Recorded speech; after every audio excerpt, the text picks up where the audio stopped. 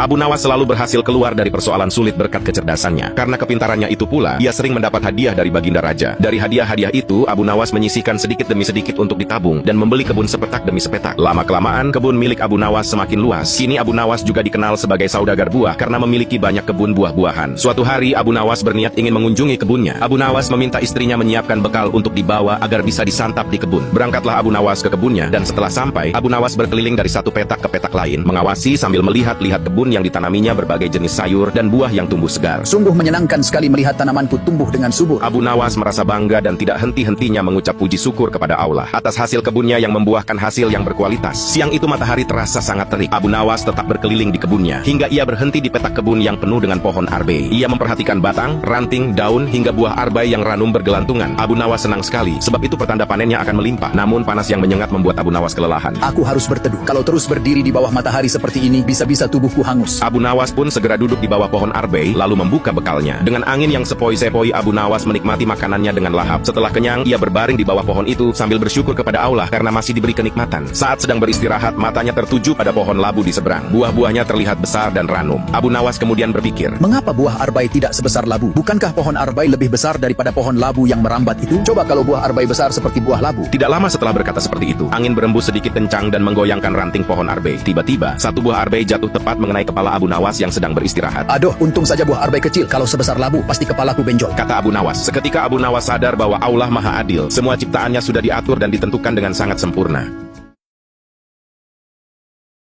Nawas berkeliling dari satu petak ke petak lain, mengawasi sambil melihat-lihat kebun yang ditanaminya berbagai jenis sayur dan buah yang tumbuh segar. Sungguh menyenangkan sekali melihat tanamanku tumbuh dengan subur. Abu Nawas merasa bangga dan tidak henti-hentinya mengucap puji syukur kepada Allah atas hasil kebunnya yang membuahkan hasil yang berkualitas. Siang itu matahari terasa sangat terik. Abu Nawas tetap berkeliling di kebunnya, hingga ia berhenti di petak kebun yang penuh dengan pohon arbei. Ia memperhatikan batang, ranting, daun, hingga buah arbei yang ranum bergelantungan. Abu Nawas senang sekali, sebab itu pertanda panennya akan melimpah. Namun panas yang menyengat membuat Abu Nawas kelelahan. Aku harus berteduh. Kalau terus berdiri di bawah matahari seperti ini, bisa-bisa tubuhku hangus. Abu Nawas pun segera duduk di bawah pohon arbei, lalu membuka bekalnya. Dengan angin yang sepoi-sepoi, Abu Nawas menikmati makanannya dengan lahap. Setelah kenyang, ia berbaring di bawah pohon itu sambil bersyukur kepada Allah karena masih diberi kenikmatan. Saat sedang beristirahat, matanya tertuju pada pohon labu di seberang. Buah-buahnya terlihat besar dan ranum. Abu Nawas kemudian berpikir, mengapa buah arbei tidak sebesar labu? Bukankah pohon arbei lebih besar daripada pohon labu yang merambat itu? Coba kalau buah arbei besar seperti buah labu. Tidak lama setelah berkata seperti itu, angin berembus sedikit kencang dan menggoyangkan ranting pohon arbei. Tiba-tiba, satu buah arbei jatuh tepat mengenai kepala Abu Nawas yang sedang beristirahat. Aduh, untung saja buah arbei kecil. Kalau sebesar labu, pasti kepalaku benjol, kata